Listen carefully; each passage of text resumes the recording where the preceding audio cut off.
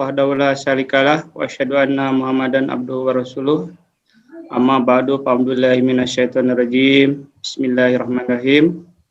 Alhamdulillahirabbil alamin, arrahmanirrahim. Maliki yaumiddin, iyyaka na'budu wa iyyaka nasta'in. Ihdinas siratal mustaqim, siratal ladzina an'amta 'alaihim ghairil maghdubi 'alaihim waladdallin. Amin amin ya rabbal alamin. Amin. Alhamdulillah, syukur alhamdulillah. Pertama-tama mari kita sama-sama panjatkan puji syukur kepada Ilahi Robbi Allah SWT, berkat rahmat dan karunia-Nya. Alhamdulillah, syukur alhamdulillah. Pada malam yang penuh bahagia ini, seperti biasa dalam rangka rutinitas pengajian gabungan malam minggu melalui webinar aplikasi Zoom, alhamdulillah kita masih diberikan kesehatan, karunia bisa berjumpa dengan saudara-saudara seharani. Dan tak lupa kita beri dan salawat kepada junjungan kita Nabi besar Nabi Muhammad Sallallahu Alaihi Wasallam. Berkat syafaatnya alhamdulillah kita bisa hijrah ke alam yang penuh dengan petunjuk.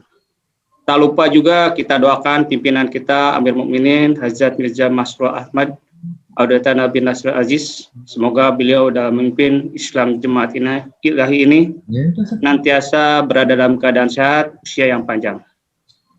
Dan kita doakan juga saudara-saudara kita yang mungkin saat ini berada dalam keadaan sakit, baik itu sakit jasmani maupun rohani, semoga Allah senantiasa mengembalikan kesehatan sedia kala. Semana biasanya insya Allah agenda gabungan pengajian malam ini seperti biasa nanti kita buka dengan pembacaan ayat suci Al-Quran. Dan alhamdulillah karunia juga sekarang telah bergabung ya pada malam ini Irfan yang acara tahfidz Al-Quran, dan alhamdulillah pada malam ini bisa bergabung ya hudam kita. Tapi hudamnya udah hudam Bogor ini kalau ada lihat di ininya. Insya Allah nanti saudara Irfan akan membacakan ayat suci Al-Quran. Selanjutnya inti pengajian ini akan dibacakan tausiah langsung dari Bapak Mubalik Maulana Ahsan Anang, dan nanti ada sesi tanya jawab dan mungkin ada pengumuman penting. Ya insya Allah itu untuk menyingkat waktu pengajian malam ini kita buka dengan pembacaan ayat suci Al-Quran. Kami persilahkan kepada saudara Irfan. Assalamualaikum warahmatullahi wabarakatuh. Waalaikumsalam warahmatullahi wabarakatuh. A'udzu billahi minasy syaithanir rajim. Bismillahirrahmanirrahim. Wal 'asri innal insana lafi husn illa alladzina amanu wa 'amilus solihati wa tawasaw bil haqqi wa tawasaw bis sabr. Berlindung kepada Allah dari godaan setan yang terkutuk. Kubaca dengan nama Allah Maha Pemurah Maha Penyayang. Demi masa, sungguhnya manusia pasti ada dalam kerugian, kecuali orang-orang yang beriman dan beramal saleh dan saling menasihati satu sama lain mengenai kebenaran dan saling menasihati mengenai kesabaran. Jazakumullah. Assalamualaikum warahmatullahi wabarakatuh. Waalaikumsalam warahmatullahi wabarakatuh. Kami aturkan kepada saudara Irfan yang telah membacakan ayat suci Al-Quran.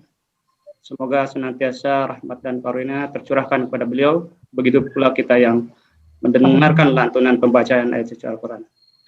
Alhamdulillah, Bapak Ibu, sebelum kita melanjut ke acara selanjutnya, yaitu nanti akan doa pembuka yang insya Allah akan dipimpin oleh Bapak Mubalik wilayah Kaltim 2. Itu aja mungkin informasi yang dapat saya sampaikan. Selanjutnya waktu kami persilakan kepada Bapak Mubalik, Pak Maulana Ahsan Anang. Ya, alhamdulillah. Assalamualaikum warahmatullahi wabarakatuh. Waalaikumsalam warahmatullahi wabarakatuh. Kita mulai pengajian malam hari ini dibuka dengan bacaan Al-Quran, dan kita akan berdoa juga. Semoga Allah Ta'ala memberikan hal yang terbaik untuk kita semua, dan juga memberikan kesehatan selalu di masa-masa pandemi seperti ini. Berdoa mulai.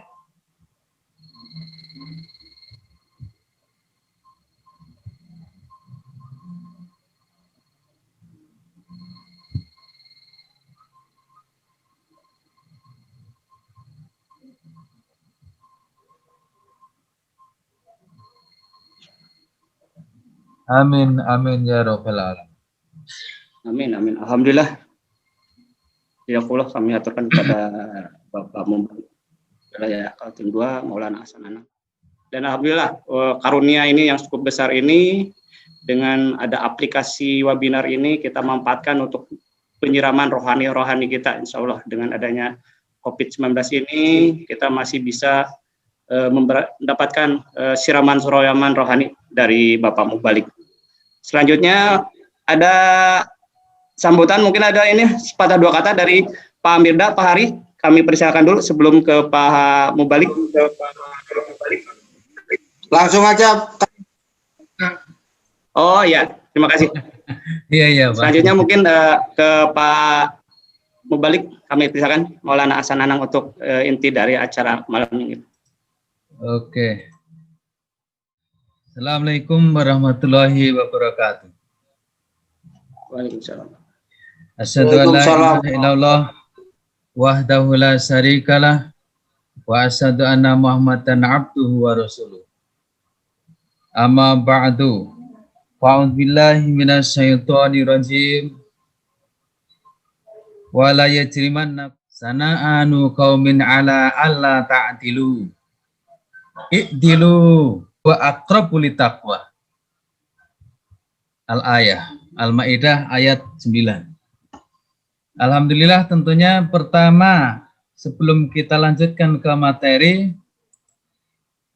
kita akan bersyukur dulu atas segala nikmat dan karunia Allah SWT sehingga sampai malam hari ini kita masih diberikan kesehatan dan kesempatan.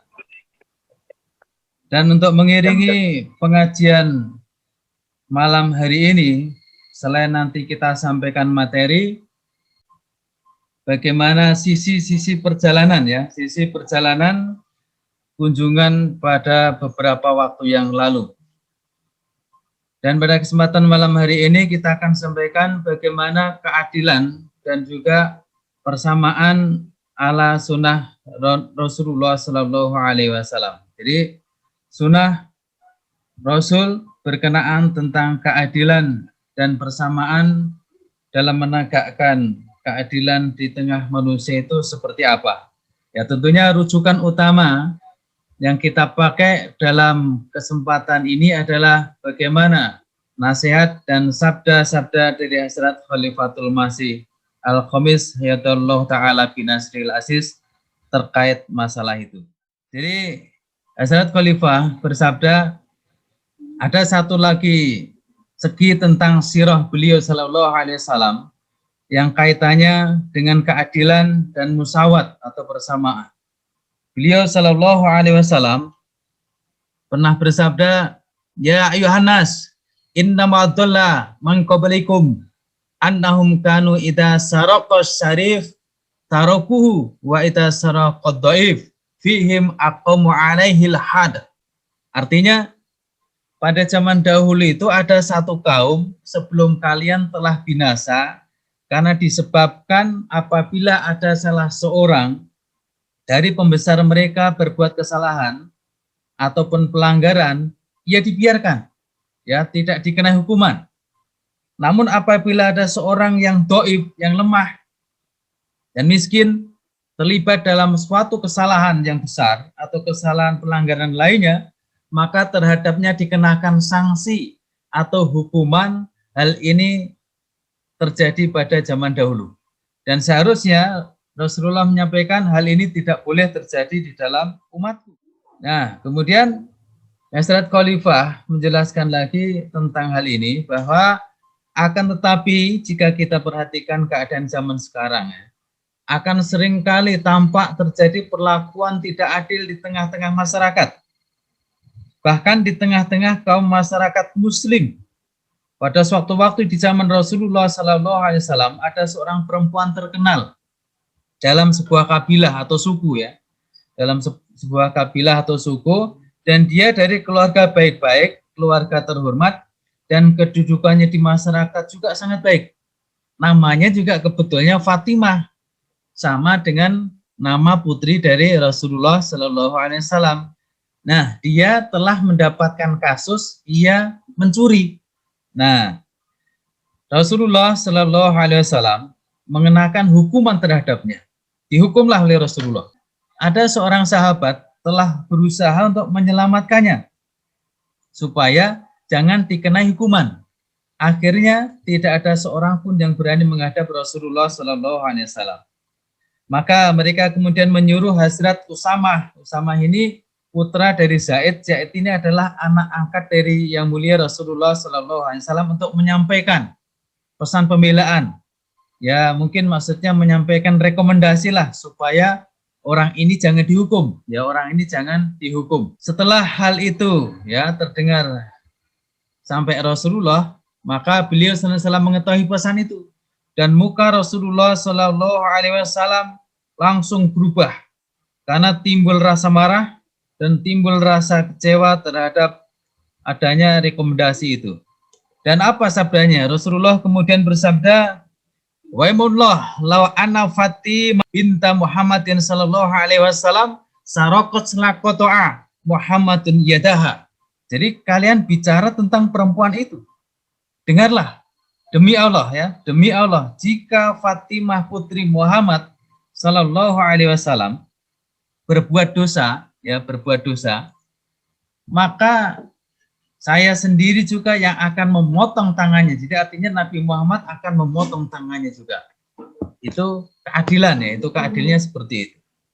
Jadi inilah contoh suatu keadilan yang dipraktikkan atau ditunjukkan oleh Yang Mulia Rasulullah Shallallahu Alaihi Wasallam. Nah, pada suatu ketika ada seorang sahabat namanya Abu Dzar Ghifari. Abu Dzar Ghifari radhiyallahu anhu, ada seorang sahabat berikan merekomendasi bagi dua orang laki-laki dengan harapan kedua orang ini akan diberi tugas untuk memungut dan mengelola harta zakat. Maka Hazrat Rasulullah Shallallahu Alaihi Wasallam menanggapinya dengan sabdanya, "Inna la nuwalli hada man sa'alahu wala man harasu alaihi." Artinya, wahai Abu Dzar, kami tidak akan memberikan sesuatu kedudukan di dalam pengkhidmatan agama kepada seseorang yang memintanya. Ini tentunya rujukannya kalau kita lihat dari Sahih Al-Bukhari kitab Al-Ahkam. Gus-Dur menjelaskan, jika Tuhan sendiri memberikan kedudukan itu kepadanya, maka dia akan memberikan taufik dan hidayahnya, dan menolongnya juga untuk menjalankan tugasnya. Jika seseorang ditunjuk untuk melakukan pengkhidmatan tanpa diminta, maka Allah SWT akan memberikan taufik dan menolongnya di dalam menjalankan tugasnya.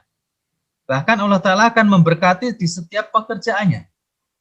Tetapi apabila orang itu sendiri yang meminta kedudukan atau meminta pekerjaan, maka di dalam pekerjaannya akan timbul suatu keburukan.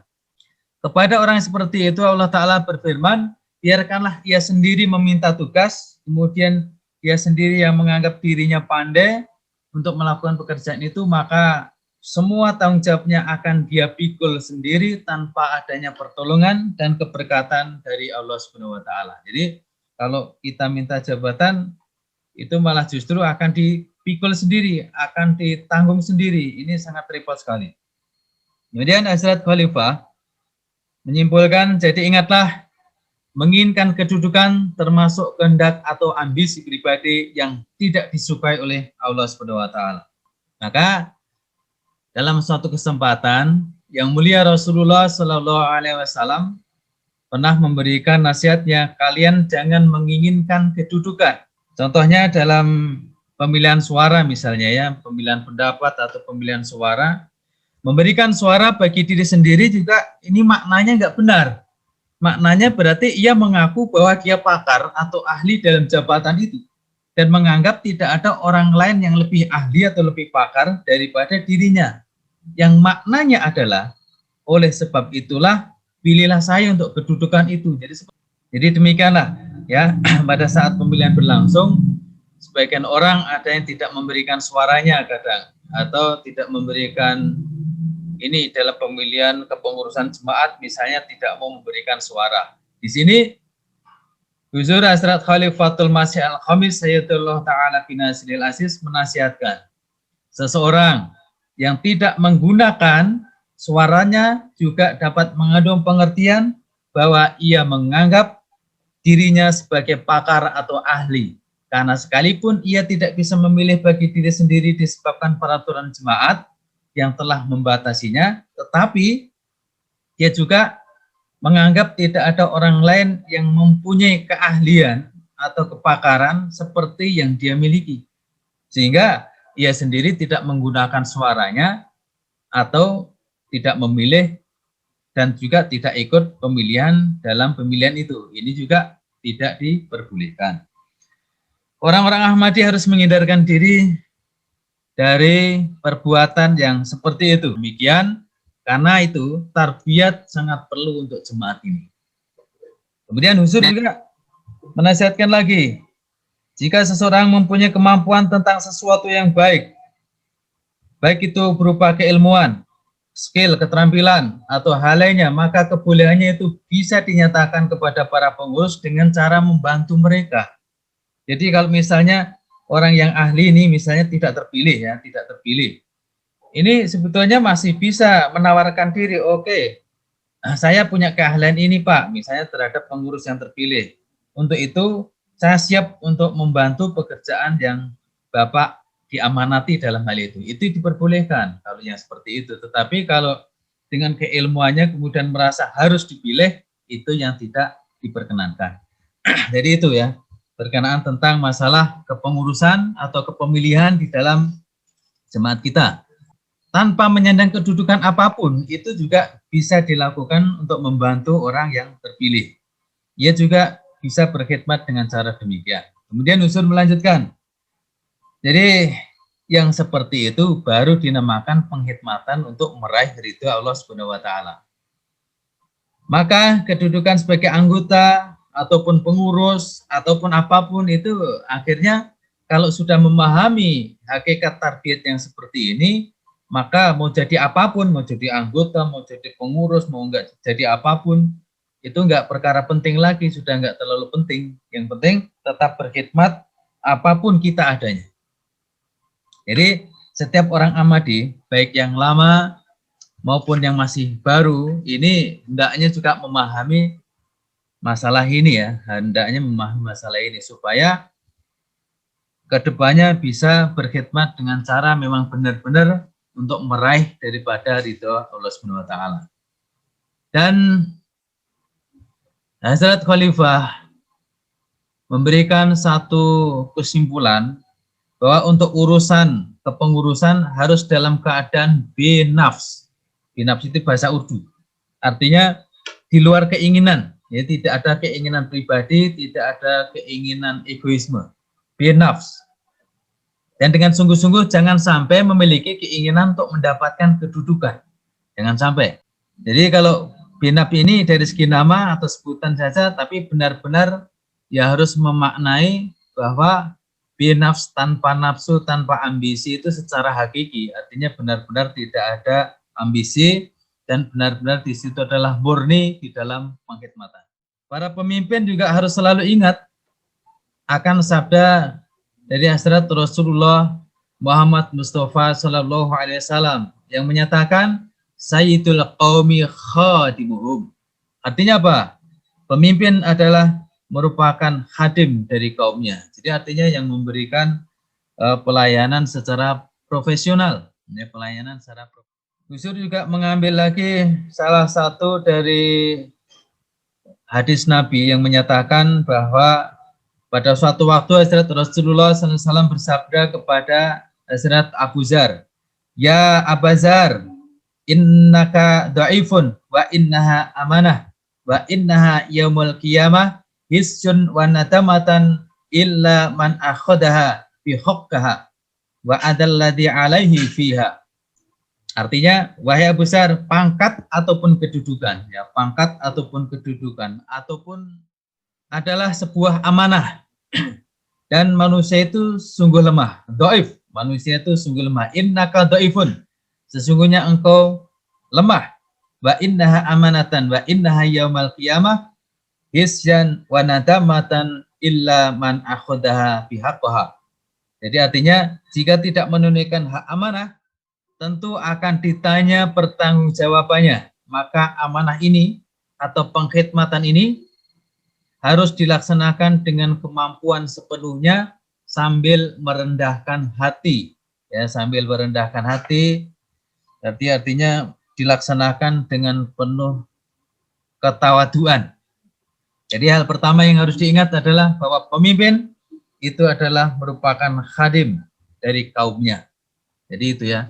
Jadi kalau kita terpilih jadi ketua cabang, terpilih jadi ketua badan, ini harus siap untuk melayani mereka, dan efeknya tentunya yang dipimpin harus siap untuk mentaati sang pemimpin itu. Jadi Yusur menasihatkan, jalankanlah tugas pengkhidmatan seraya sambil banyak memanjatkan doa kepada Allah di setiap urusan, di setiap langkah, bahkan di setiap nafas, supaya dia memberikan bimbingan setiap saat dan setiap menjalankan tugas pengkhidmatan itu.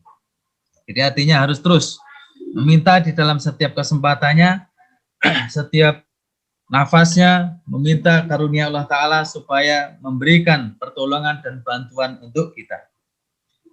Kemudian Gusur juga menyampaikan bahwa kesederhanaan juga sangat perlu.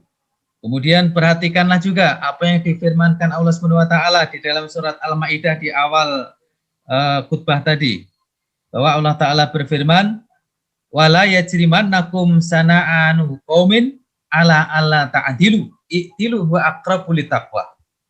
Jadi artinya apa? Artinya, dan janganlah kebencian sesuatu kaum mendorong kalian bertindak untuk bertindak tidak adil.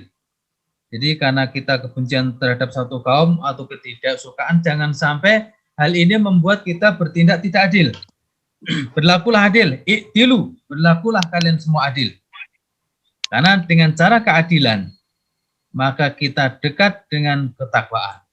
Jadi itulah ya firman Allah Ta'ala terkait masalah bagaimana keadilan, yang mana kadang di zaman sekarang ini sangat sulit untuk dipraktekkan. Kalau bukan jemaat lagi, siapa lagi yang akan memulai mempraktekkan keadilan hakiki yang telah diajarkan oleh Hazrat Khalifatul Masih Al-Khamis Ayatullah Ta'ala bin Nasiril Aziz ini dalam khutbah beliau.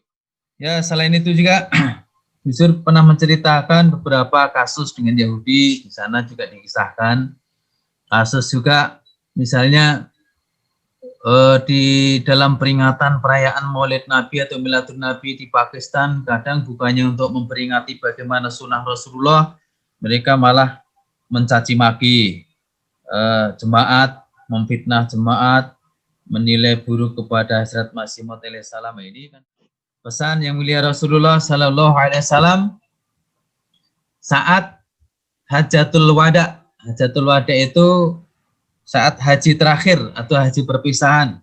Beliau bersabda, fa inna dima'akum wa amwalakum wa aradakum alaik haram ka hurmati yaumikum hada fi baladikum hada fi sahrikum hada. Ya, bagi kalian untuk menjaga kehormatan darah sesama muslim, fa inna dima'akum amwalakum wa aradakum alaikum haram. Bagi kalian untuk menjaga kehormatan darah, dimak kan darah, dima'akum darah sesama muslim, dan juga wa amwalakum, menjaga harta-harta kamu sekalian. Kamu nonton? Selain itu juga menjaga harta benda wajib seperti wajibnya kalian menjaga kehormatan hari, menjaga kehormatan hari, menjaga kehormatan negeri dan lain-lain sebagainya. Jadi itulah pesan di saat Hajatul Wada, bahwa kita sesama muslim harus menjaga darah, menjaga harta, sebagaimana kita menjaga kehormatan hari, negeri, ataupun bulan yang telah dianugerahkan kepada kita semua. Yang perlu disampaikan pada kesempatan malam hari ini, bahwa setiap orang harus menjaga sesama muslim, terutama mereka yang sudah mengucapkan kalimat syahadat. Jadi artinya orang yang mengucapkan kalimat syahadat itu berarti muslim dan harusnya darahnya, kehormatannya, hartanya itu dijaga. Itu saja yang perlu saya sampaikan dalam kesempatan malam hari ini. Mudah-mudahan Allah senantiasa memberikan yang terbaik untuk kita semua. Jalla sanuhu wa asasmu falhamdulillah ala ihsani wa akhiru ta'wana alhamdulillahi rabbil alamin. Assalamualaikum warahmatullahi wabarakatuh. Waalaikumsalam warahmatullahi wabarakatuh. Jazakallah, kami haturkan kepada Bapak Mubalik Maulana Ahsan Anang yang telah memberikan tausiah pada malam ini.